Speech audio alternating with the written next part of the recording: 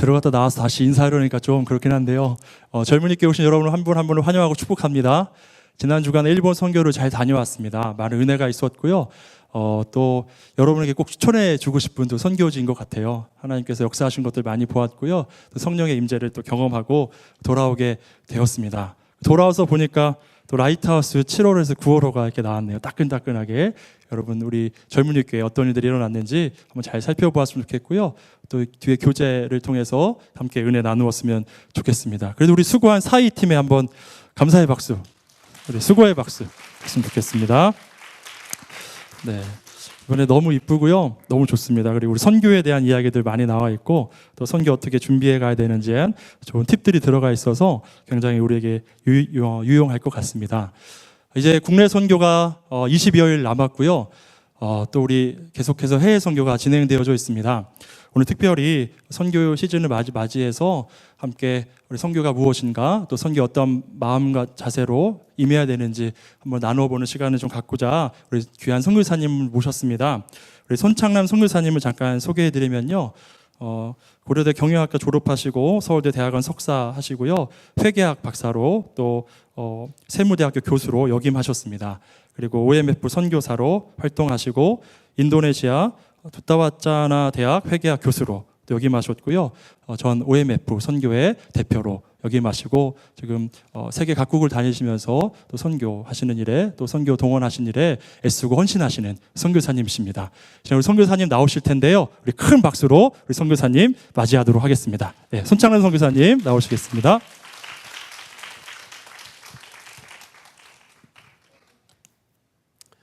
안녕하세요. 네, 반갑습니다. 저는 인도네시아 선교사로 1990년부터 2001년까지 사역을 했습니다. 그 인도네시아 말로 한번 인사를 해볼까요? 인도네시아 말 할 줄 아세요? 어떤 분이 하시는 것 같은데, 물론 그 인사 방법이 몇 가지가 있는데 제일 쉬운 방법은 인도네시아 사람들은 하루를 4시간대로 나눕니다. 4시간대. 아침에 해가 떠서부터 한 10시 정도까지 아직 좀 이렇게 선선할 때를 빠기라고 합니다. 빠기, 아침 빠기라고 그러고요. 그 다음에 이제 10시부터 해가 이제 이글이글거려요. 적도 근처라서. 그래서 한 3시까지는 굉장히 뜨겁습니다. 그때는 뭐 사람들이 잘 무슨 활동을 안 하는 그런 시기입니다. 그거를 시양이라고 합니다. 시양. 그 다음에 이제 한 3시 지나서 한 3시 반, 4시부터 이렇게 6시 해가 질 때까지 이게 태양이 있긴 있지만 환하긴 하지만 더위가 좀 이렇게 기운을 잃은 때를 소레라고 부릅니다. 소레. 네. 그리고 이제 해가 지면 말람이라고 그래요. 말람. 그러니까 4가지 시간대 있는데 그 시간대 앞에다가 전부 슬라맛이라는 말을 붙여요. 슬라맛. 그래서 아침이 되면 슬라맛 빠기, 그리고요 낮이 되면 슬라맛 시양, 그리고 오후 이제 아주 늦은 시간은 슬라맛 소레, 그리고요 밤이 되면 슬라맛 말람 이렇게 말합니다. 지금이 3시 34분이니까 굉장히 애매한 시간이에요. 이게 어떤 사람은 인도네시아 사람들도 이걸 시양이라고도 하고 어떤 사람은 소레라고도 그래요. 근데 그냥 시양이라고 하는 게 나을 것 같아요. 시양. 네, 그래서 슬라맛 시양 이렇게 인사를 해보겠습니다. 같이 해보겠습니다. 슬라맛 시양. 샹 그러면 안 돼요. 그거는 욕이에요, 욕. 샹 그러면 안 되고 시양 이렇게 해야 됩니다. 자, 시양만 해볼까요? 시양. 똑같이 들리는 사람도 있어요. 네, 슬라맛 시양 한번 해봅니다. 슬라맛 시양. 근데 이제 제가 슬라맛 시양 그럴 테니까 여러분이 슬라맛 시양 한번 해보세요. 슬라맛 시양. 네, 굉장히 잘하세요. 이렇게 하면 조금 더 세련되게 들립니다. 어떤 사람이 슬라맛 시양 그럴 때 저쪽 사람이 시양 이렇게만 하는 거예요. 그러면 훨씬 더 세련되게 들립니다. 한번 해볼까요? 슬라맛 시양. 굉장히 잘하세요. 옆에 사람하고 한번 해보세요. 한 사람이 슬라맛 시양 그러면 시양 이렇게 한번 해보세요. 앞뒤 사람하고 해도 되고요. 네.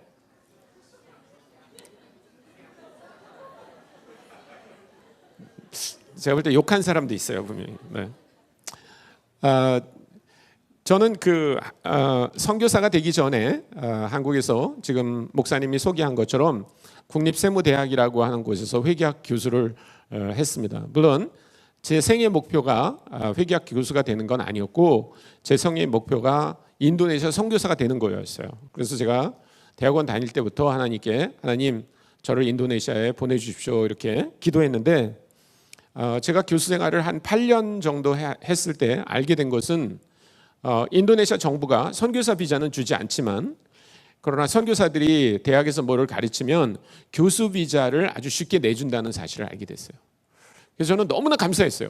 내가 대학에서 이렇게 가르치는 거를 인도네시아에 가서도 할 수 있구나 하는 것 때문에 너무 감사했고 또 하나님이 아마 나를 대학에서 뭔가 가르치게 하신 이유가 이런 거였구나 이렇게 깨달아 알게 됐습니다. 그래서 89년도에 저는 이제 80년부터 제가 대학에서 강의를 했는데 그만두고 그 OMF라고 하는 단체에 갔습니다. OMF라고 하는 단체는 제가 조금 이따 설명을 더 좀 드리겠지만 허드슨 테일러라고 하는 선교사가 시작한 단체입니다. 그분은 중국에서만 사역을 했어요. 그랬다가 중국이 공산화된 다음에 전부 나올 수밖에 없어서 선교사들은 동아시아에 흩어져서 사역을 하게 되면서 이름도 원래 중국 내지 선교회를 영어로 China Inland Mission 이렇게 해서 CIM 이렇게 불렀거든요.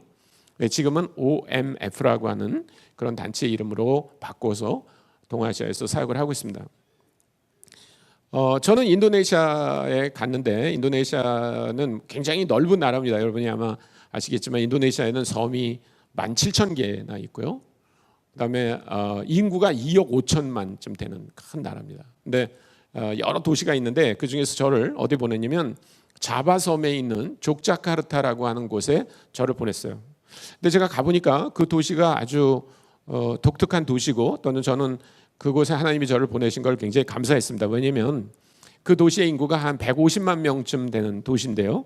그 도시에 대학이 100개가 있더라고요. 가보니까. 그러니까 그 도시는 그 대학밖에 없는 그런 도시예요. 대학생만 전체 인구의 한 30% 가까이 됩니다. 그러니까 한 3, 40만 명이 대학생이에요. 그래서 저는 그런 대학 도시에 하나님이 저를 보내신 거를 너무나 감사했습니다. 그 한 100개쯤 되는 대학 중에서 저를 받아준 대학이 있습니다. 그 대학이 두따 왓짜나라고 하는 대학인데 그 대학에서 이제 제가 갔더니 우리 그 총장님이 저한테 뭐라 그러냐면 당신이 영어로 강의를 할 수 있겠지만 우리 학생 중에서 영어 못 알아듣는 학생이 많이 있다고 그래서 당신이 인도네시아 말로 강의를 해달라고 그렇게 얘기했어요. 저는 여러분들이 지금 슬라마 시양, 슬라마 소레 이런 인사를 했지만 저는 인도네시아 갈 때 그런 인사말도 할 줄 몰랐어요. 그래서 1년 동안 인도네시아어를 배웠습니다. 회계학을 강의하기 전에. 그리고 1년 후부터 강의를 하기 시작했어요. 죽는 줄 알았습니다. 여러분이 아마 상상하실 수 있을 거라고 생각하는데요. 저희가 한 번도 써보지 않은 언어를 배워가지고 그것도 대학에서 회계학을 강의한다. 지금 생각하면 못할 것 같아요. 저 그렇게 안 할 것 같아요. 그런데 그때는 또 젊기도 하고 열정도 있고 뭔가 빨리 좀 뭔가를 하고 싶은 마음에 이제 강의를 하기 시작했는데 정말 힘든 시간을 보냈어요. 저한테는 회계학을 강의하는 것만큼 중요하게 생각한 것은 뭐였냐면 제가 만나는 대학생들에게 복음을 전하는 게 제가 가지고 있었던 꿈이었어요. 그런데 복음을 전하는 거는 더 어려웠어요. 회계학은 그래도 제가 예를 들어서 오늘 감가상각에 대해서 공부한다 그러면 제가 혹시 단어를 이렇게 잘못 사용하더라도 학생들은 저 교수가 감가상각 얘기를 하고 있는데 저렇게 헤매는구나 이렇게 생각할 수도 있지만 전도를 하는 그 시간에는 어떤 말을 할지 우리가 정해놓고 하는 게 아니잖아요. 그래서 이 학생들하고 이제 대화를 하다가 보면 학생들이 쓰는 굉장히 어려운 단어들이 나오잖아요. 그러면 그 다음에 말을 이어갈 수가 없는 거예요. 왜냐하면 뭐라고 말했는지 모르니까. 그래서 몇 번 제가 전도를 하려고 이렇게 하다가 실패하고 그랬을 때 저는 굉장히 좌절감을 이제 느꼈습니다. 그리고 거의 포기했어요. 내가 여기서 뭔가 이렇게 사역을 한다는 거는 거의 불가능한 거구나 이런 생각을 하고 있었습니다. 그런데 어느 날 저한테 어떤 학생이 한 명이 다가왔어요. 찾아와가지고 뭐라 그러냐면 제가 그 교수님 조교를 좀 할 수 있을까요? 이렇게 말하는 거예요.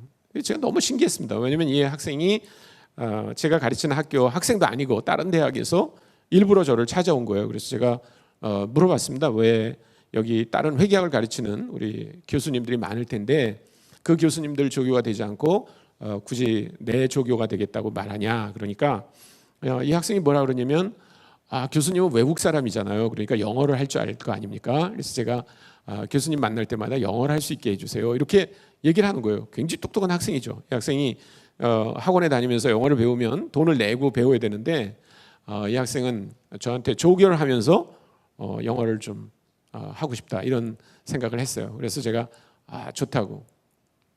그래서 그 학생을 이제 우리 집으로 초청을 했습니다. 어떤 내용을 우리가 가르칠지에 대한 토론을 좀 하기 위해서.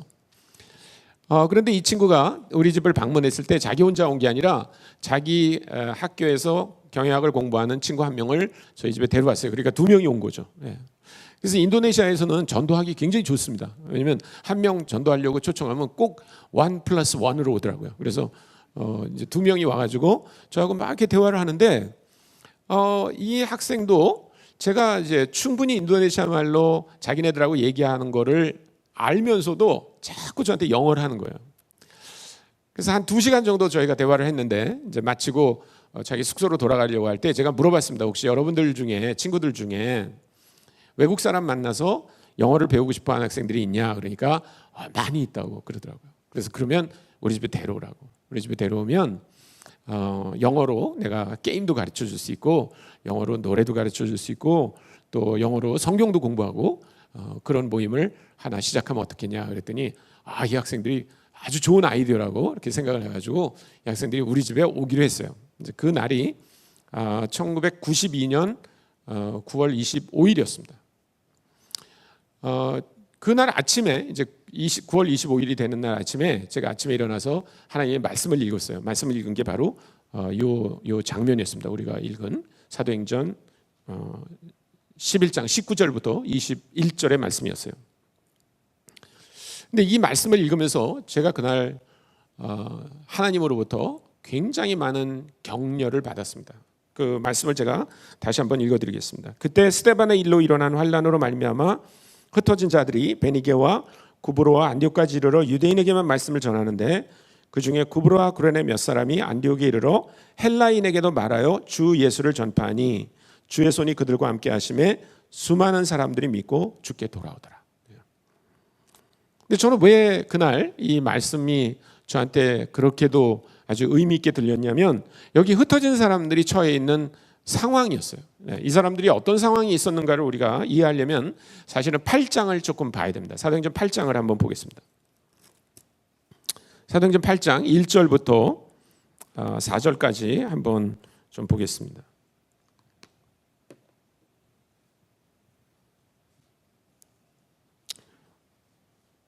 혹시 여러분이 성경을 갖고 계시면 우리가 한번 같이 읽어볼까요? 여러분 성경을 가지고 계시면 8장 1절부터 4절까지 한번 읽도록 하겠습니다. 시작.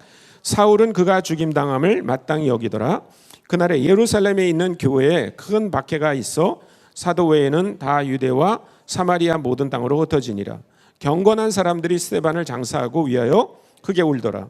사울이 교회를 잔멸할세 각 집에 들어가 남녀를 끌어다가 옥에 넘기니라. 그 흩어진 사람들이 두루 다니며 복음의 말씀을 전할세. 이런 상황을 여러분이 조금 이해할 필요가 있습니다. 11장 아까 19절에 나오는 사건이 왜 그런 사건이 일어나게 됐는가를 이해하려면 이 8장 초반부에 나오는 얘기를 이해할 필요가 있어요. 여기 8장 1절에 보면 사울은 그가 죽임 당함을 마땅히 여기더라 그렇게 얘기했는데요. 그가 누굽니까? 그가 스데반입니다. 스데반. 사도행전 7장에 보면 스데반이라고 하는 사람이 유대인들 회의에 가가지고 담대하게 예수 그리스도가 메시아인데 너희가 그분을 죽였다 이렇게 강력하게 외칩니다. 그러자 유대인들이 화가 나가지고 이 스데반을 돌로 쳐서 죽였어요. 그날에 8장 1절 후반부입니다. 그날에 스데반이 죽던 날에 예루살렘에 있는 교회에 큰 박해가 있어 사도 외에는 다 유대와 사마리아 모든 땅으로 흩어지니라. 4절입니다. 그 흩어진 사람들이 두루 다니며 복음의 말씀을 전할세. 그러니까 지금 여기 흩어진 사람들이 어떤 상황에서 흩어져 가고 있는지 여러분이 아마 상상하실 수 있을 거예요. 그렇죠? 네, 이 사람들은 자기 신앙 때문에 박해를 받아서 도망가고 있는 거예요. 8장 1절에 오기 전까지 예수 믿는 사람들은 예루살렘 안에서 핍박을 받았습니다. 그런데 그 핍박의 강도가 점점 높아지고 있는 거예요. 처음에는 유대인들이 예수 믿는 사람들에게 뭐라 그러냐면 넌 절대로 이런 도를 외치면 안 된다. 그리고 혼냈어요. 감옥에 보내기도 했습니다. 매를 때리기도 했어요. 모욕하기도 했어요. 그렇지만 죽이진 않았어요. 그런데 7장 끝에 가가지고 스데반이라는 사람을 돌로 쳐 죽이면서 이 유대인들은 점점 더 담대해지기 시작했다는 거예요. 그래서 아하, 예수를 따르는 사람들을 없애는 방법은 결국 이렇게 해야 되겠구나. 유대인들이 생각한 거죠. 그래서 사람들을 잡아다 옥에 가두고 스데반처럼 돌로 쳐서 죽이고 그런 일들이 계속해서 지금 벌어지고 있는 상황입니다. 9장을 한번 더 볼까요? 9장 1절과 2절입니다. 같이 한번 더 읽어보겠습니다. 시작. 사울이 주의 제자들에 대하여 여전히 위협과 살기가 등등하여 대제사장에게 가서 다메섹 여러 회당에 가져갈 공문을 청하니 이는 만일 그 도를 따르는 사람을 만나면 남녀를 막론하고 결박하여 예루살렘으로 잡아오려 함이라. 예, 여기 지금 사울은 스데반을 죽이는 자리에 증인으로 서 있던 사람이에요. 그런데 이 사람은 예루살렘에 있는 사람들을 예루살렘에서 예수를 따르는 사람들을 잡아다가 옥에 가두고 죽이기도 했지만 이제는 그런 걸로 만족할 수가 없었어요. 그래서 이제 예루살렘을 떠나서 도망가고 있는 사람들을 찾아가지고 그 사람들을 예루살렘으로 끌고 오려고 가고 있는 거예요. 그러니까 여기 사도행전 11장 우리 19절로 다시 돌아가면요, 이 흩어진 사람들이 얼마나 절박한 상황 속에 있었다는 걸 여러분들이 아마 느낄 수 있을 거예요. 그렇죠? 그런데 이 사람들이 어떻게 했다고 얘기합니까? 19절, 사도행전 11장 19절입니다. 거기 보면 이 흩어진 사람들이 베니게와 구브로와 안디옥까지 이르러 유대인에게 말씀을 전했다. 이렇게 얘기하고 있어요. 또 20절에도 보면 그 중에 구브로와 구레네 몇 사람이 안디옥에 이르러 헬라인에게도 말하여 주 예수를 전했다. 이렇게 말하고 있어요. 그러니까 19절과 20절에서 똑같이 이 흩어진 사람들이 한 일은 뭡니까? 예수를 전했다는 거예요. 이 사람들은 예루살렘 교회가 선교사로 파송한 사람들이 아니에요. 이 사람들에게 매달 후원금을 얼마씩 줄 테니까 안디옥에 가서 복음을 전해라. 그렇게 한 사람들이 아니에요. 이 사람들은 자기의 목숨을 보존하기 위해서 도망가고 있는 사람들이에요. 잡히면 감옥에 가거나 죽을 수도 있는 상황이었어요. 근데 이 사람들이 가는 곳마다 복음을 전했다는 거예요. 그 결과가 어떻게 됐습니까? 복음을 전한 결과 21절에 보면 주의 손이 그들과 함께 하심에 수많은 사람들이 믿고 주께 돌아왔다. 놀랍지 않습니까? 이 사람들이 한 결과를 21절은 수많은 사람들이 주께 돌아왔다. 몇 명이 돌아왔는지 모르겠어요. 몇백 명이 돌아올 수도 있고 몇천 명이 돌아올 수도 있고 뭐 몇만 명이 돌아올 수도 있을 거예요. 왜냐하면 안디옥 교회는 그 당시에 아주 큰 도시였습니다.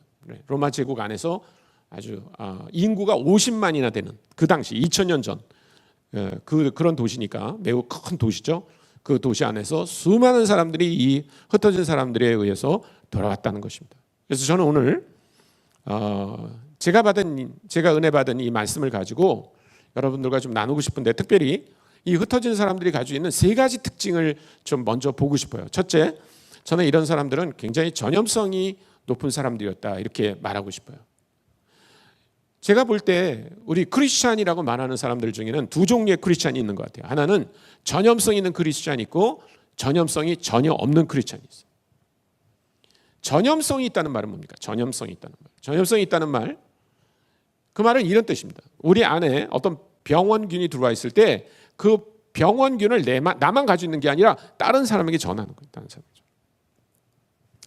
여러분 혹시 2년 전 메르스 사태 있었던 거 기억나세요? 그래서 우리가 굉장히 두려워했죠. 사람들 많은 데 가면 마스크 쓰고 가고 이렇게 무슨 접촉으로 전염되는 거는요, 그래도 우리가 피할 수 있어요. 근데 메르스는 이게 공기 중에 공기 중에 전염되기 때문에 어떤 사람이 메르스균을 갖고 있는지 모르는 상황에서는 공기 감염을 통해서 아주 쉽게 메르스균에 접촉될 수 있다는 겁니다. 근데 제가 그 상황 속에서 저한테 가장 인상적인 한 사람이 있었어요. 그 메르스 환자들은 왜 이름으로 부르지 않았잖아요. 그 번호로 불렀잖아요. 번호. 14번 환자인가 그 사람 제일 기억나요. 그 사람이 어느 그 지방에서 메르스에 감염이 됐는데 그 사람을 어디로 보냈냐면 그 서울 삼성병원으로 보냈어요. 저 수서동에 있는. 네. 근데 그때만 해도 우리나라 의료진들이 그 메르스를 어떻게 컨트롤하는지 몰랐어요. 그래서 이 사람한테 환자복을 입히고 병실에 그냥 놔뒀습니다. 그랬더니 이 사람이 심심하니까 화장실도 갔다 오고 로비에 있는 TV도 보고 막 이렇게 2시간 동안 자기 마음대로 돌아다닌 거예요. 병원 안을요. 근데 이 사람이 그 로비를 어슬렁어슬렁거리고 2시간 다니는 동안에 197명에게 전파했어요. 대박이죠. 이 사람이 무슨 전파하는 노력을 한 게 아니에요. 무슨 앉아있는 사람들에 가서 침을 퇴퇴 뱉었다든지 뭐 이렇게 발라줬다든지 그렇게 한 게 아니에요. 그냥 어슬렁어슬렁거리고 다닌 거예요. 근데 197명에게 전했다는 거예요. 메르스. 여러분 그 사람이 메르스균을 다른 사람에게 전할 수 있었던 조건은 뭔가요? 뭐가 조건인가요? 그 안에 메르스균이 있었다는 거예요. 그렇죠? 진짜 메르스균이 있었다. 만약에 그 사람 안에 메르스균이 없었다면 그 사람이 아무리 노력해도 되지 않아요. 그러면 전염성 있는 그리스도인이라는 말은 뭐냐면 예수님이 우리 안에 계시다는 거예요. 우리 안에. 그래서 예수님을 우리 가까이 있는 사람에게 전하는 거예요. 그런 사람이 바로 전염성 있는 그리스도인이다. 이렇게 말할 수 있습니다. 여러분 어떤 사람이 전염성 있는 그리스도인이 될 수 있어요? 아까 메르스를 전파할 수 있는 사람 누구라고요? 메르스균이 그 안에 있는 사람이죠. 예수님을 전파할 수 있는 사람 누구예요? 예수님이 우리 안에 계신 거예요.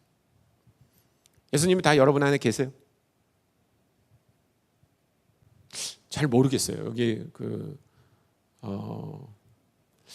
제가 오늘 처음 왔는데 우리 젊은이 교회 우리 저 정동 이렇게 젊은이 교회 제가 처음 왔는데 제가 꼭 어디서 설교하는 것 같으냐면 대구에 가서 설교하는 것 같아요. 대구. 전국적으로 제가 설교나 강의를 할 때 제일 반응을 안 하는 데가 대구예요. 대구. 대구 사람들은 절대 안 웃어요. 아무리 제가 재밌게 해도 안 웃어요. 그래서 한번 어디 가서 되게 재밌게 강의를 했는데 한 명도 웃은 사람이 없었어요. 그래서 제가 저를 초대한 사람한테 이제 동대구역으로 가면서 사람들이 되게 안 웃는다. 그러니까 형 안 그래. 집에 가면 글맛 되게 웃기대 다 그래. 그러더라고요. 그래서 그렇구나. 그래서 제가 대구에 가면 꼭 조크를 하나 하는 게 있습니다. 그 대구의 할머니가 교회를 다니기 시작했는데 나이가 많아가지고 이 할머니가 교회 다니면서부터 계속 커피를 마시는 거예요. 아침에도 마시고 점심에도 마시고 또 오후에도 마시고 저녁에도 마시고 하루에 한 5, 7잔을 마시는 거예요. 5, 7잔.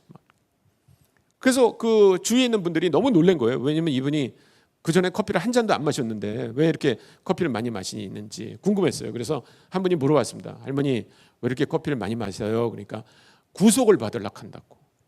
그래서 왜 구속을 받기 위해서 커피를 마시냐 그러니까 그 교회 가면 카드에 사람들이 커피로 구속을 받았네 그런다고. 죄송합니다. 네.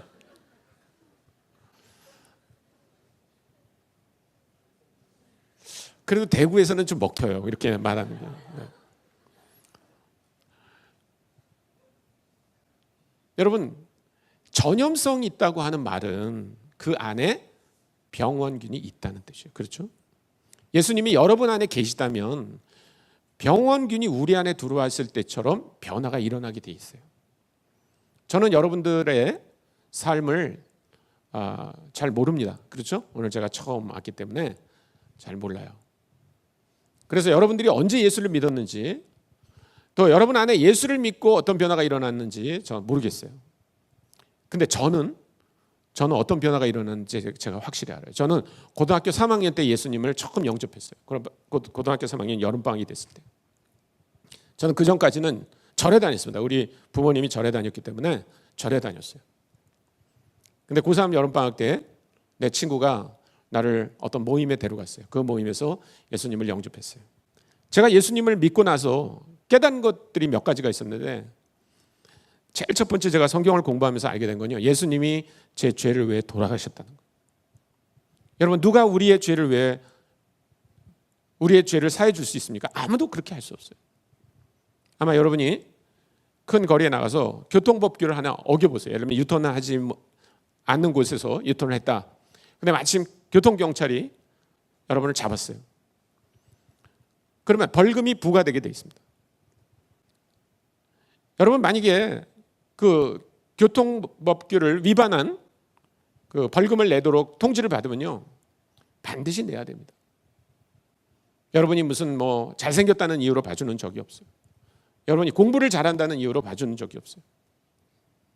그런데 우리가 하나님 앞에서 지은 죄는 그렇게 길거리에서 교통법규를 하나 어긴 거하고는 비교가 되지 않습니다.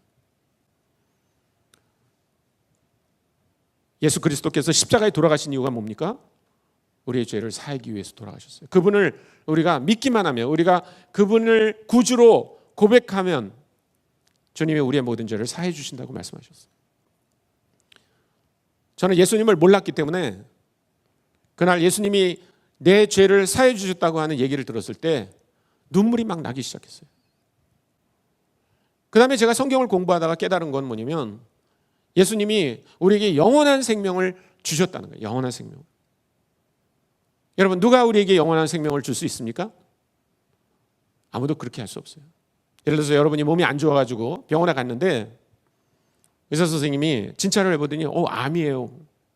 최근에 제가 TV에 보니까 26살 먹은 청년이 대장암에 걸렸다는 얘기를 들었어요. 여러분, 우리가 젊다고 해도 모든 병으로부터 자유로운 거 아닙니다. 근데 여러분이 예를 들어서 진찰을 해보니까 암이다. 근데 의사가 말하기를 그래도 당신이 빨리 왔습니다. 이게 지금 초기이기 때문에 암세포를 제거하면, 수술을 받으면 당신은 살 수 있습니다라고 얘기했다고 그럽시다. 그러면 여러분은 그 수술을 받겠어요? 아니면 입원비가 아까워가지고, 수술비가 아까워서 그냥 이따가 돌아가시겠어요? 분명히 수술을 받으실 거예요. 그렇죠? 그렇다고 해서 여러분이 수술을 받았다고 해서 영원히 사는 거 아니에요. 80세, 90세 이렇게 되면 자연적으로 죽게 돼 있습니다. 그러니까 의사가 우리에게 할 수 있는 일은 뭡니까? 우리를 몇십 년 우리의 생명을 연장해 주는 것밖에 하는 게 아니에요. 근데 예수님은 그렇게 하신 게 아니에요. 우리를 영원히 살게 해주셨다. 또 제가 예수님을 믿은 다음에 알게 된 건 뭐냐면, 우리 안에 부활의 소망이 있다는 거예요. 부활의 소망. 여러분들은 되게 다 젊어서 아직 부활에 대해서 그런 기대가 없는지도 모르겠어요. 근데 저는 점점 나이가 들어가고 몸도 젊을 때하고 달라요. 병도 많이 생기고 여기저기 아픈 곳이 생깁니다. 가끔 저는 집을 나올 때 이런 생각을 합니다. 내가 오늘 가족들을 마지막으로 볼지도 모르겠다, 이런 생각도 해요. 저는 사역상 비행기 여행을 많이 하는데, 비행기 타고 갈 때마다 언제나 이게 마지막 여행이 될지도 모르겠다, 그런 생각을 합니다. 근데 우리가 죽으면 그게 끝이 아닙니다. 굉장히 어리석은 사람들은 그렇게 생각합니다. 이 세상은 이거로 끝난다. 그렇지 않습니다. 성경이 우리가 분명히 얘기하는 것은 부활이 있다는 거죠. 부활. 그리스도를 믿으면 마치 예수 그리스도께서 죽었다가 다시 부활하는 것처럼 그렇게 놀라운 몸으로 바뀐다는 것입니다. 그것은 지금 우리가 현재 가지고 있는 몸과는 완전히 다른 몸이에요. 더 영광스러운 몸이에요. 여러분, 이렇게 생각하시면 돼요. 우리 몸이 부활한다고 할 때 그게 얼마나 더 영광스러운가를 제가 비유로 말씀드리겠습니다. 예를 들면 저 시청 앞에 어떤 그 조각가가 서울시장이 의뢰해서 아주 멋있는 조각을 만들었어요. 그 조각가가 우리나라 최고의 조각가입니다.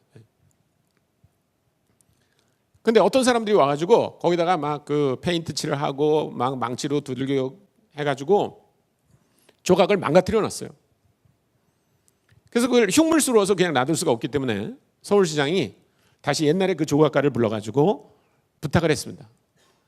똑같은 조각을 다시 만들어 주십시오. 그러면 그 조각가는 똑같은 조각을 만들까요? 아니면 더 좋은 조각을 만들까요? 더 좋은 조각을 만들어요. 조각가는 자기가 몇 년 전에 만들었던 것보다 훨씬 더 좋은 조각을 만들게 되어 있습니다. 여러분, 부활도 그런 거예요. 우리 몸도 참 놀라워요, 사실은. 그런데 우리가 부활하잖아요. 그러면 우리가 현재 가지고 있는 몸과는 완전히 차원이 다른 그런 몸으로 만들어 주시겠다는 거예요. 여러분, 우리가 예수 그리스도를 믿으면 얼마나 놀라운 일들이 우리 가운데 이루어지는지 더 얘기할 수 있어요. 여러분, 예수님이 그런 분이에요. 여러분이 정말 예수 그리스도를 만났고 예수 그리스도가 여러분 안에 계시다면 여러분은 그렇지 않은 사람, 예수가 여러분 안에 없는 사람들, 예수가 그 안에 없는 사람들과는 차원이 다른 삶을 지금 살고 계시는 거예요. 그렇다면 그 예수를 얘기할 수 있겠죠. 다른 사람들에게 얘기하죠. 어떤 사람들은 예수님을 전파하는 것이 무슨 스킬이 필요한 줄 알아요. 그래서 제가 이제 그 교회를 방문해 가지고 혹시 여러분 전도합니까? 전도하는 분들이 점점 줄어들어요. 그래서 제가 물어봤습니다. 왜 전도를 안 합니까? 전도 안 하는 101가지 이유가 있어요. 그런데 그중에 빠지지 않고 나오는 이유가 뭐냐면 전도 폭발 세미나를 아직 안 들었다는 거예요. 여러분, 전도 폭발 세미나 좋은 세미나입니다. 여러분들이 만약에 기회가 된다 그러면 꼭 들으십시오. 그러나 전도 폭발 세미나가 우리가 예수 그리스도를 전하는 조건이 아니라는 거예요. 예를 들면 여러분, 여기 그 서소문 사거리에 설렁탕 집이 하나 생겼어요. 그래서 여러분들이 가서 설렁탕을 아주 우연한 기회에 먹었는데 뭐 설렁탕 맛은 그냥 그저 그랬어요. 근데 그 집 깍두기가 기가 막히게 맛있어요. 여러분이 그런 깍두기를 먹어본 적이 없어요. 처음 먹어봤어. 그러면 친구들한테 깍두기 맛있다고 얘기합니까? 안 합니까? 얘기해요, 안 해요? 얘기하죠. 여러분, 그 사람이 막 그렇게 열내고 친구들한테 무슨 깍두기 얘기를 하고 하는 게 무슨 깍두기 폭발 세미나를 들어야 그렇게 하는 거예요. 어떤 사람은 그 예수님에 대해서 얘기하려면 성경을 많이 알아야 된다고 생각해요. 어떤 사람은 어떤 신학적 지식이 많이 있어야 된다고 생각해요. 그건 마치 뭐하고 똑같으냐면 깍두기 얘기를 하려면 무슨 깍두기의 화학 방정식을 완전히 이해한다든지 깍두기의 제조 방법을 완전히 이해해야만 얘기하는 것처럼 그렇게 생각하는 거하고 똑같아요. 아니에요. 그 사람이 깍두기에 대해서 친구들에게 열내게 얘기할 수 있는 그 유일한 조건 뭐예요? 먹어봤다는 거예요. 우리가 다른 사람들에게 예수 그리스도를 말할 수 있는 유일한 조건이 있어요. 그건 뭐예요? 예수 그리스도를 만났다. 그리고 예수 그리스도가 내 안에 계시다는 거예요. 아까도 얘기했지만 전염성 있는 그리스도인이 아니냐는 둘 중에 하나입니다. 정말 예수 그리스도가 내 안에 계시는가? 만약에 여러분이 예수 그리스도를 경험했다면 사람들에게 얘기하십시오. 내가 예수님을 만났고 내가 예수님을 만났기 때문에 내 안에 이런 변화가 일어났어 라고 얘기하세요. 만약에 그런 경험이 없다면 오늘이라도 여러분이 예수님을 그렇게 믿을 수 있어요. 예수님, 나에게 그렇게 죄를 사해 주신 것 정말 감사합니다. 나에게 영원한 생명 주신 것 감사합니다. 나에게 부활의 소망 주신 것 감사합니다. 진짜 여러분 안에 들어가시면요, 메르스가 여러분 안에 들어갔을 때 일어나는 변화하고는 차원이 다른 변화가 일어나는 거예요. 그리고 예수 그리스도를 전하는 사람이 될 수 있을 거예요. 두 번째, 이 사람들은 복음을 전하는 대상이 나중에 바뀝니다. 19절을 볼까요? 다시 11장 19절을 보면 이 사람들이 처음에 안디옥에 이르러 유대인에게만 말씀을 전했다 이렇게 하고 있어요. 근데 20절에 보니까 구브로와 구레네 몇 사람이 안디옥에 이르렀을 때는 헬라인에게도 예수를 전했다 이렇게 말하고 있습니다. 여러분, 이거 참 놀라운 일입니다. 처음에 이 사람들이 유대인들에게만 복음을 전하다가 헬라인에게 복음을 전했다는 거예요. 그런데요, 유대인과 헬라인은 그냥 오늘날 우리가 한국 사람에게 복음을 전하다가 뭐 중국 사람에게 복음을 전했네, 한국 사람에게 복음을 전하다 필리핀 사람에게 복음을 전했네, 그런 뜻이 아닙니다. 유다인과 헬라인은 아주 사이가 나빴어요. 얼마나 나빴는지 몰라요. 유대인은 헬라인들을 뭐라고 불렀는지 아세요? 개라고 불렀어요. 개. 그리고 서로 인사도 하지 않았습니다. 같이 음식을 먹지도 않았어요. 얼마나 인종적인 차별이 있었는지 몰라요. 헬라인들은 유대인들을 아주 무식한 인간이라고 생각했습니다. 지금이 때가 어떤 때인데 맨날 무슨 옛날 뭐 1500년 전에 무슨 모세가 뭘 피를 바르라고 그랬다고 계속 이렇게 양을 잡고 피를 흘리고 그런 모습을 보면서 헬라인들은 유대인들이 아주 야만적인 인간이라고 그렇게 생각했어요. 더더군다나 헬라는 아주 강력한 나라였고 유대는 아주 연약한 나라였습니다. 그래서 헬라는 유대를 지배하고 있었어요. 그 당시. 여러분 어떤 나라로부터 지배를 받는다는 게 어떤 느낌인지 우리 한국 사람들은 알죠. 그렇죠? 여러분 왜 그런 거 있잖아요. 우리가 중국한테 축구에 지면 그래도 괜찮잖아요. 근데 일본한테 지면 어때요? 예? 굉장히 기분 나쁘죠. 저희 어머니가 89이세요. 89.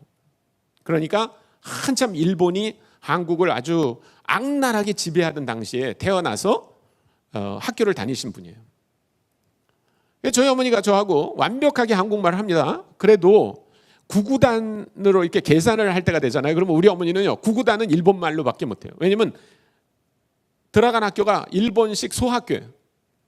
그래서 구구단을 다 일본말로 배웠어요. 그래서 한국말로 이게 안 돼요. 어머니 완벽하게 한국말 하세요. 근데 구구단만은 여전히 일본말로 하세요.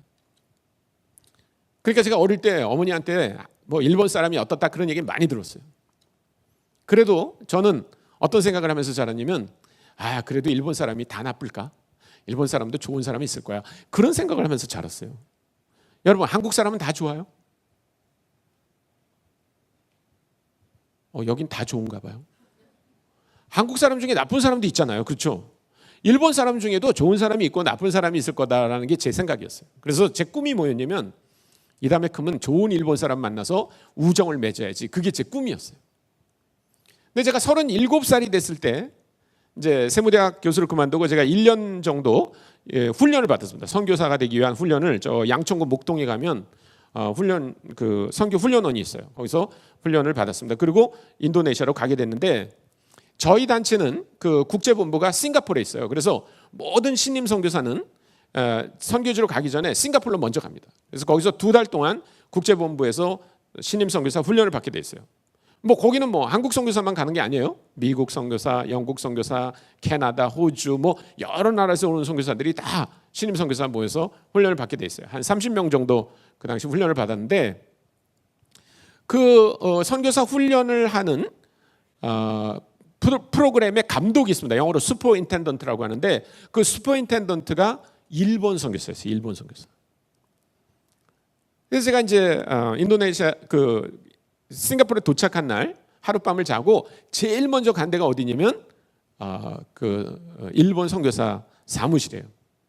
그래서 제가 이제 갔습니다. 그래서 이렇게 노크를 하니까 물론 그 일본 선교사도 제가 오는 거를 알고 있었죠. 그래서 제가 그 문을 열고 이분이 나오길래 내가 I'm 손창남 그러니까 you are 그러면서 막 뭐 몇 년 못 본 친구처럼 저를 뭐 끌어안고 뭐 그냥 너무 반갑게 인사를 했어요. 그러더니 자기 사무실로 들어오라 그래서 이제 우리가 한 1시간 정도 이렇게 얘기를 했습니다. 시간이 한 10시 반쯤 됐어요. 아침 오전 10시 반쯤 되니까 이분이 저한테 뭐라 그러냐면 야 저기 그 지금 10시 반이면 티 브레이크를 한다고. 티 브레이크. 저희 단체는 그 아까 허드슨 테일러가 시작한 단체라고 했죠. 그 허드슨 테일러가 영국 사람인데 이분이 뭐 시작을 한 단체라 그런지 우리 단체는 약간 영국적인 분위기가 있어요. 그 영국 사람들은 아주 오전에 그 한 10시 반쯤 되면요 반드시 모여가지고 모든 그 사람들이 이렇게 모여요. 식당에 모여서 티를 마시면서 소위 그 소셜라이징이라는 걸 해요.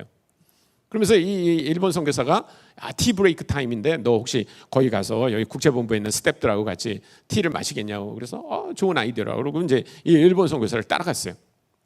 그랬더니 진짜 식당에 그 한 50명 정도 국제본부에서 일하는 모든 스태프들이 다 나와가지고 이제 티를 마시면서 이렇게 서로 얘기도 하고 뭐 그러는 거예요.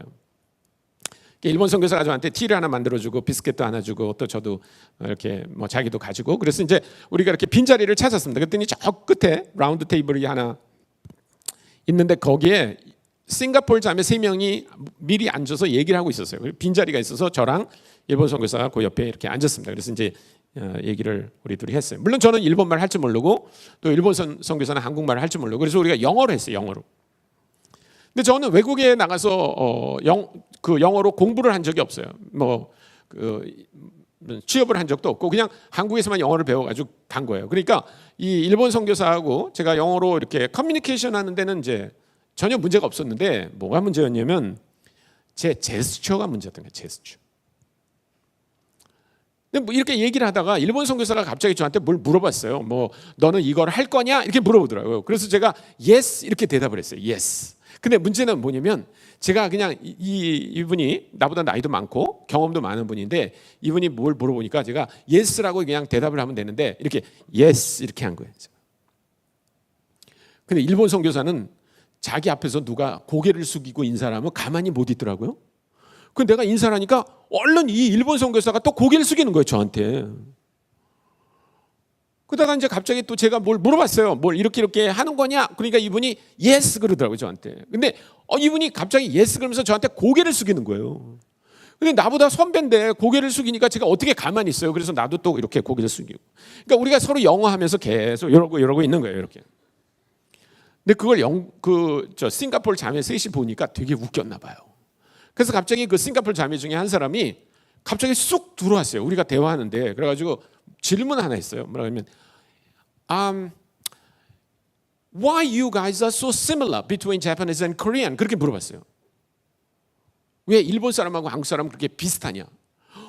그래서 제가 good question 그러면서 이거를 신라 시대부터 얘기할까, 백제 시대부터 얘기할까, 그리고 어떻게 우리가 역사적으로 비슷하게 되었나를 막 정리하고 있었어요. 그래서 내가 역사에 남을 대답을 하나 해야 되겠다 이런 생각을 하고 있었어요. 그런데 내가 대답을 하기 전에 일본 선교사가 먼저 대답을 했어요. 뭐라고 그러냐면 Yes, we are very similar between Japanese and Korean because Korea was occupied by Japan for a long time. 이러는 거예요. 예? 우리 한국 사람하고 일본 사람이 굉장히 비슷한데 그거는 한국이 일본의 지배를 오래 받아 그렇다. 이런 죽일 놈이 있어요. 내가 안중근 의사가 생각이 났어요. 권총이 있었으면요 그냥 빵 쐈을 것 같아요. 그날요 얼마나 화가 났는지 몰라요. 저는 그때 이제 알게 됐어요. 그 왜 톰 앤 제리 거기서 그 제리가 톰을 막 약 올리면 그 톰이 피가 이렇게 거꾸로 꼭꼭꼭꼭 이렇게 올라가죠. 그게 만화에만 나오는 게 아니구나 이걸 깨닫게 됐어요. 근데 그날 왜 제가 그렇게 화가 났습니까? 진짜 우리가 36년 동안 지배를 받았잖아요. 제가 받은 거 아니에요. 우리 부모님 때 받은 거예요. 그런데도 그 얘기를 들으면 참을 수가 없어요. 근데 여러분, 헬라 사람들은 유대 사람들을 몇 년 동안 지배했는지 아세요? 400년 동안. 400년. 여러분, 일본이 아무리 우리나라를 악랄하게 지배했다 그러더라도 그것은 100년 전이었어요. 100년 전. 100년 전에는요. 미국, 영국, 프랑스, 독일, 러시아 뭐 이런 나라들이 다 보고 있었어요. 한국에서 무슨 일이 일어나고 있는지 다 알고 보고 있었어요. 근데 지금 여기 헬라 사람들이 유대인을 지배하는 이 얘기는 2000년 전에 있었던 얘기예요. 2000년 전에. 여러분 2000년 전에 강대국이 약소국을 지배하잖아요. 일본이 한국에서 한 거하고는요. 비교가 되지 않는 일을 했어요. 헬라 사람들은 유대인을 어떻게 했는지 아세요? 자기네 말을 듣지 않는 사람은 데려다가 산채로 톱으로 이렇게 잘랐어요. 어떤 사람들은 기름을 묻혀가지고 횃불로 썼어요. 밤에 이렇게.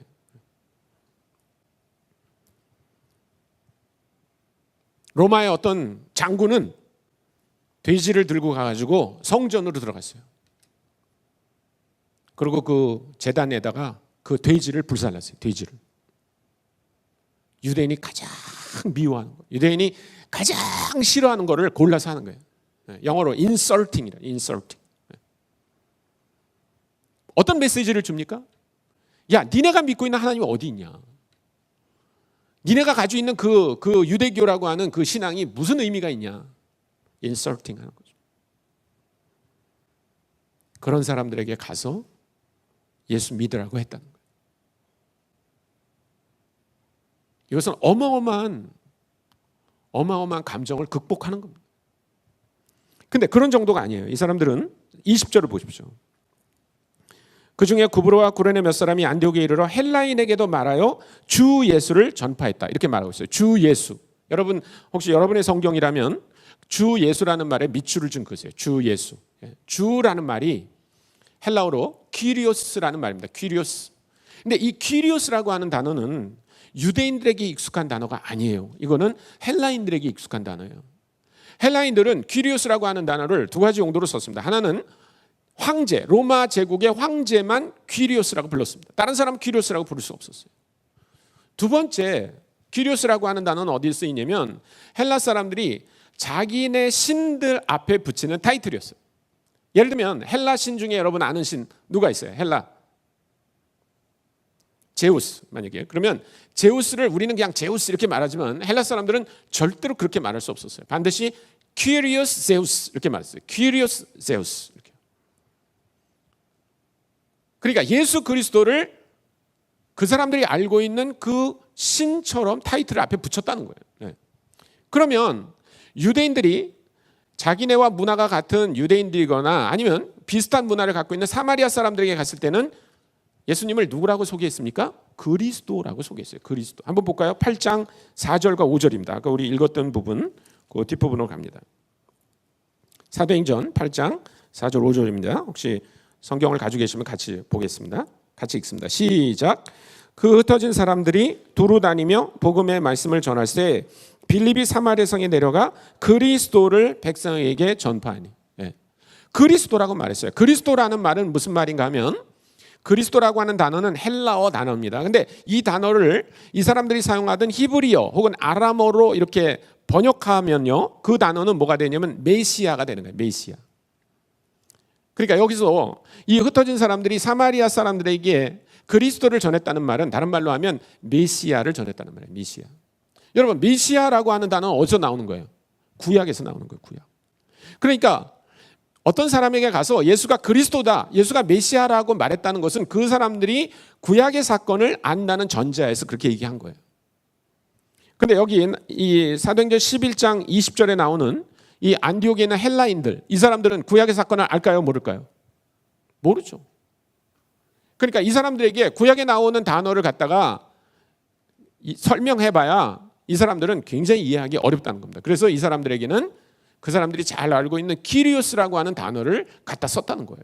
네, 이런 걸 뭐라고 말하냐면 상징 빼앗기라고 말합니다. 상징 빼앗기. 영어로 symbol theft라고 그래요.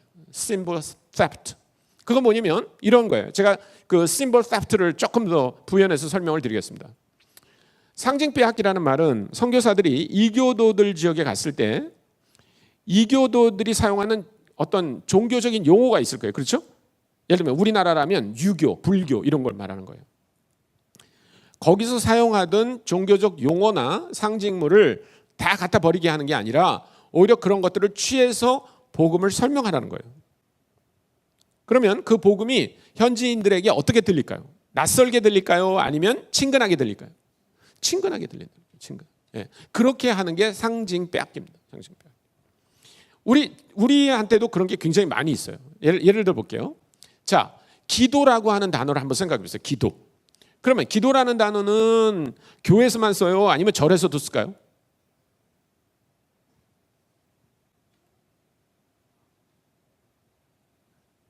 모르세요? 절에 안 가봤어요? 아니 친구들이 그런 말 안 해요? 절로 가 그런 말 안 해요? 죄송합니다. 예. 그럴 때 한번 가보는 거예요. 예. 우리 애들이 이런 거 절대 하지 말라고 그랬는데. 자, 그럼 제가 난이도가 좀 높은 질문을 한번 해보겠어요. 자, 우리가 쓰던 기도라는 단어를 절에서 갖다 쓰는 걸까요? 아니면 절에서 쓰는 기도라는 단어를 우리가 갖다 쓰는 걸까요?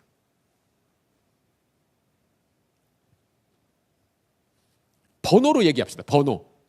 네, 제가 볼 때 우리 정동교회 청년들은 굉장히 과묵한 것 같아요. 브라우니 같아, 브라우니.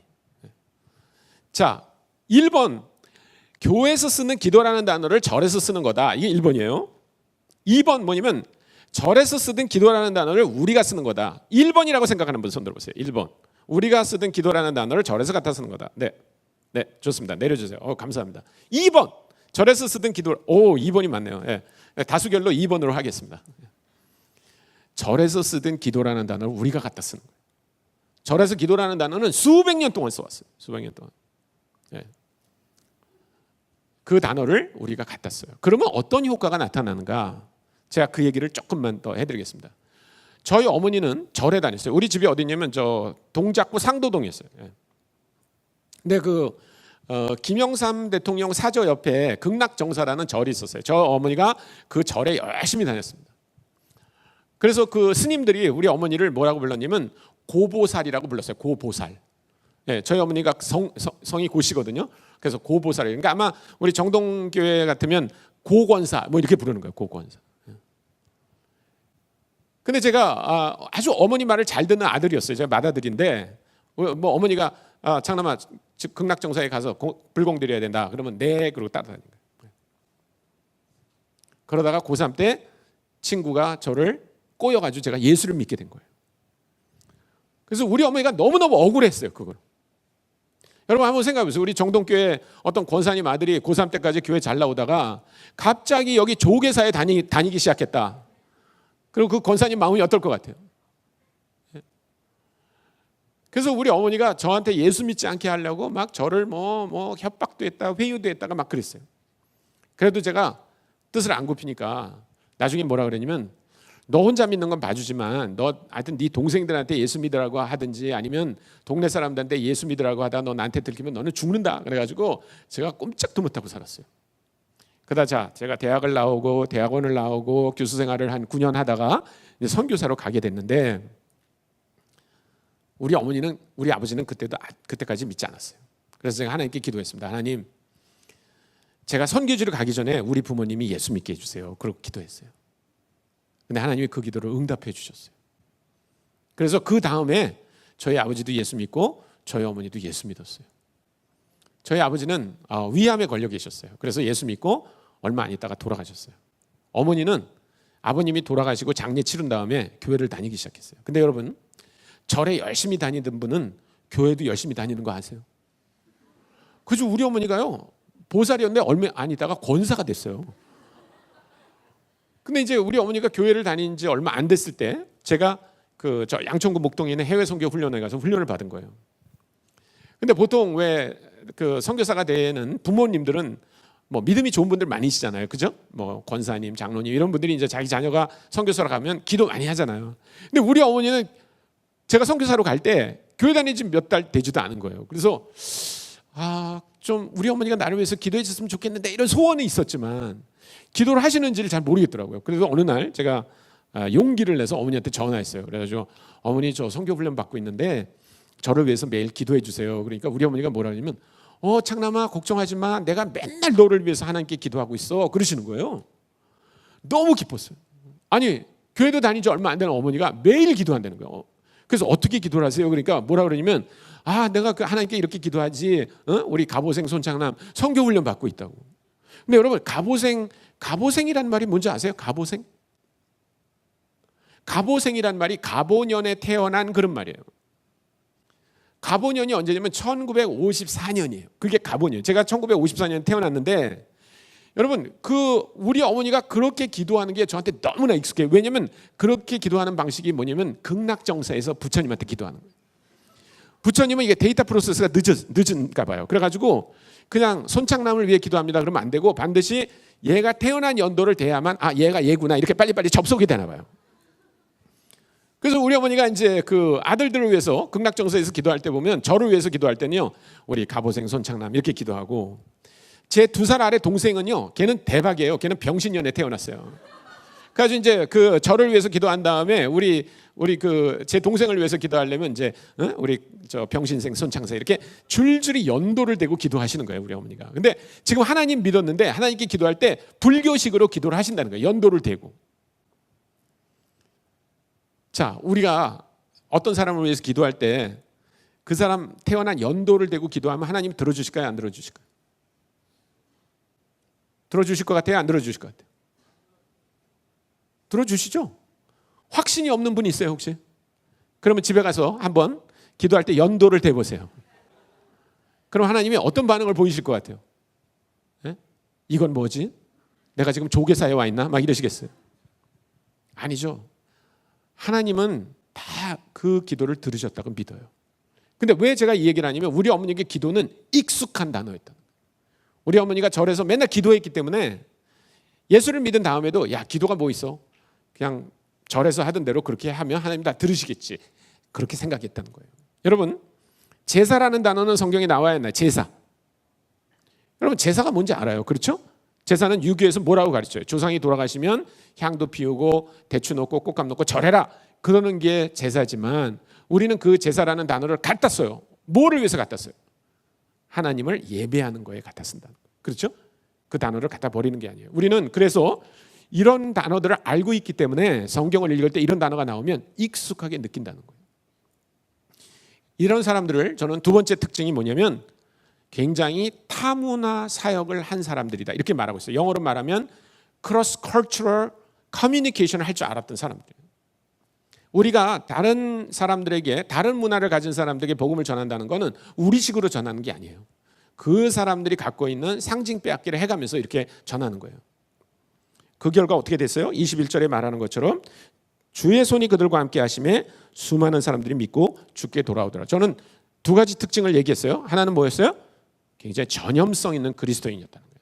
두 번째는 이 사람들이 타문화 사역을 할 줄 아는 사람들이었다는 거예요.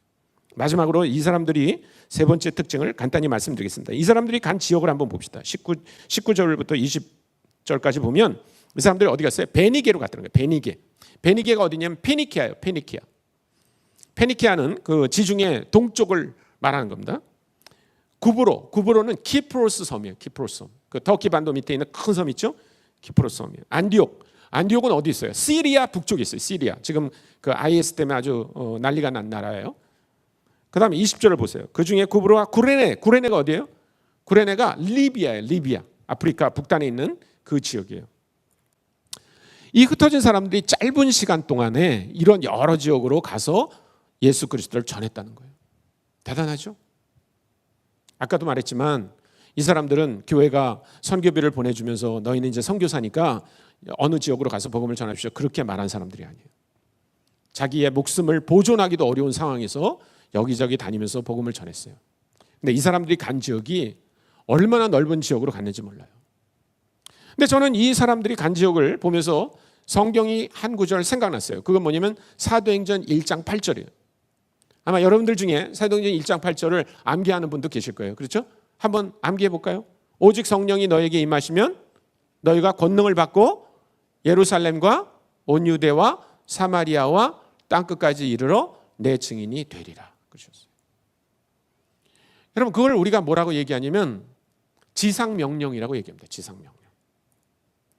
예수님이 승천하기 직전에 제자들에게 마지막으로 하신 말씀이에요. 우리가 그것을 지상명령이라고 말하는 이유는요, 그것은 예수님이 우리 성경에서 우리에게 주신 여러 가지 명령과는 비교가 되지 않을 정도로 중요하다. 예수님이 우리에게 주신 명령이 많이 있어요. 너희는 서로 사랑하라. 높아지고자 하면 낮아져라. 이런 명령들이 많이 있지만 예수님께서 모든 민족에게 가서 복음을 전해라. 그리고 내 제자를 삼아라 라고 하는 그 명령은 다른 명령들과 비교가 되지 않아요. 지상명령은 헌신해서 이루어야 되는 거예요. 지난 2000년 우리 기독교의 역사를 보면 지상명령을 수행한 사람들이 있어요. 그 사람들은요, 그냥 이럭저럭 살다 보니까 어떻게 지상명령에 참여하게 된, 그렇게 말하는 사람이 없습니다. 그것이 무엇인지를 알고 그 일에 헌신한 사람들에 의해서 복음은 다른 민족에게 전해지기 시작했어요. 우리 교회에서는요, 이제 점점 헌신이라는 단어를 쓰지 않습니다. 헌신 예배 가도 헌신이라는 말을 하지 않아요. 그러나 교회 바깥에는요, 헌신한 사람들 굉장히 많아요. 오히려. 네. 여러분, 그런 사람 본 적 있어요? 아직 그냥 날이 캄캄해요. 새벽이에요. 안개가 자욱하게 쌓였고 날도 추워요. 그런데 무거운 가방을 메고요, 언덕을 올라가는 사람들이 있어요. 몇 명씩 짝을 지어가지고. 골프에 헌신한 사람들. 바람이 불고 파도가 치는 그 낯선 저 바위 위에서요, 혼자 앉아 있어요. 낚시에 헌신한 사람들. 여러분, 세상에 가보면 뭔가에 다 미쳐 사는 사람들이 있어요. 그런데 예수 그리스도께서 우리에게 명령하신 이 지상 명령에 헌신하는 사람들은요, 광신자라고 불러요. 광신자. 미쳤다고 생각해요. 그렇지 않습니다. 제가 아는 교수님이 하나 있는데, 개인적으로 아는 건 아니에요. 그냥 TV를 통해서 알게 됐는데, 그분은 충북대학교 유전공학을 가르치는 교수님이에요. 배석철 교수라는 분이더라고요. 이분이 뭐를 연구하는 분이냐면 위암 항암제를 만드는 분이에요. 위암 항암제. 그 연구를 하고 있어요, 지금요. 한 15년 정도 진행하고 있는 것 같아요.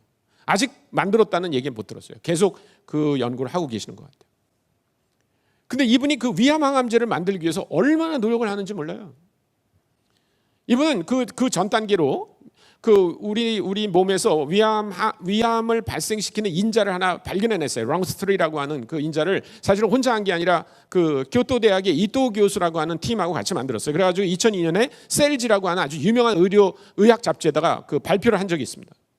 그래서 이 사람이 굉장히 유명해졌어요. 그래서 싱가포르 내셔널 유니버시티가 이 두 사람을 리서치 패컬티로 초청했습니다. 그래서 교토 대학의 이토 교수는 갔어요. 싱가포르 내셔널 유니버시티로 갔어요. 근데 이 충북대학의 배 교수는 안 갔어요.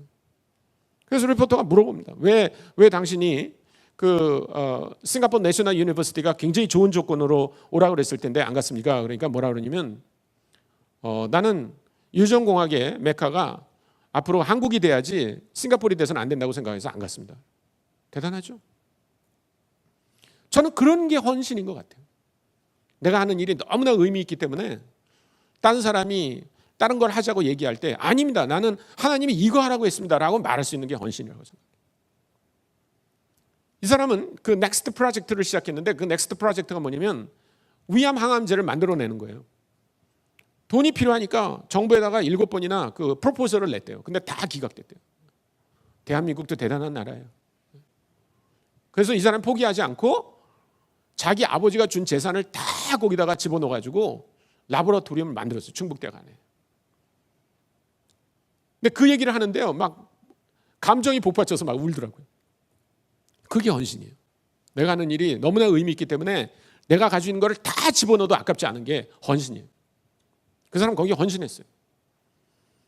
그리고 공동 연구를 해야 되는데 할 사람이 없으니까 자기가 그 하버드 대학하고 예일 대학에 있는 한국계 유전공학 박사들한테 편지를 해가지고 같이 하자고 제안했어요. 아무도 안 오니까 이 사람이 비행기를 타고 하버드 대학하고 예일 대학을 찾아다녔어요. 그래서 하버드 대학에서 이 박사라는 사람이 그 충북대학에 왔어요.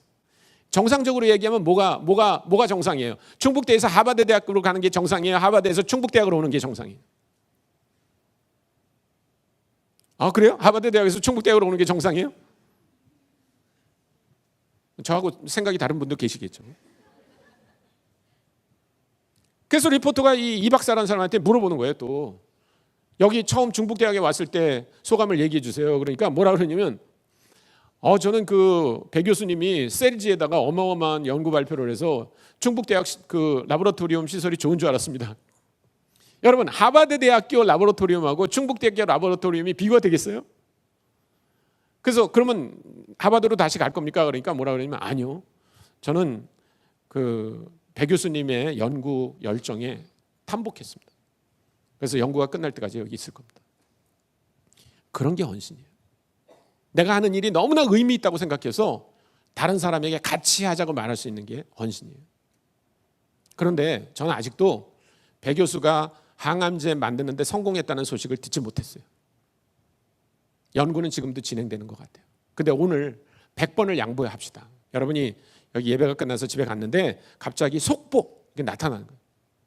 속보 내용이 뭐냐면 충북대학교 배 교수팀 드디어 위암 항암제 만드는데 성공. 내달부터 시판 가능. 그랬다고 그럽시다.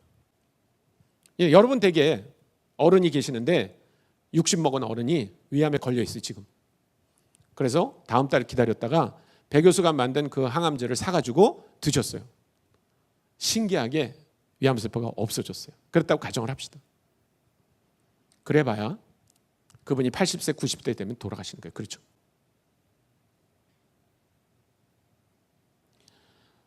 그런데 한번 비교해 보세요. 우리가 만약에 헌신해서 예수 그리스도를 다른 사람에게 전한다면 우리가 전한 예수 그리스도를 믿은 사람은 몇 년을 더 사나요? 몇 년을 더 살아요? 영원히 살아요. 영원히. 여러분, 어떤 사람을 몇십 년 더 살리기 위해서 약을 하나 개발하는 것도 그렇게 헌신할 만한 가치가 있다면, 우리가 전한 예수 그리스도를 믿으면 영원히 사는 일에 우리가 헌신하는 것은 어리석은 일이 아닙니다.